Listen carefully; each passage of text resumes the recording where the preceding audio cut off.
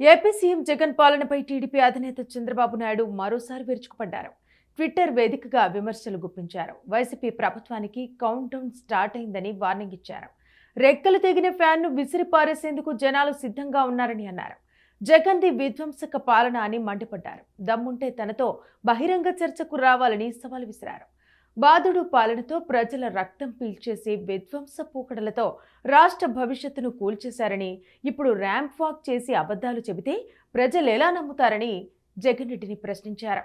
నీకు నీ ప్రభుత్వానికి కౌంట్ డౌన్ ప్రారంభమైందని, ఇంకా 50 రోజులే మిగిలి ఉందని గుర్తు చేశారు. వరం ఇచ్చిన శివుడినే బూడిద చేయాలనుకున్న భస్మాసురుడి గతే నీకు పడుతుందని అన్నారు.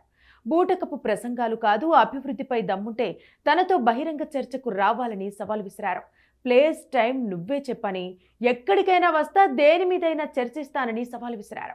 నువ్వు సిద్ధమా జగన్ రెడ్డి అని చంద్రబాబు ఛాలెంజ్ చేశారు.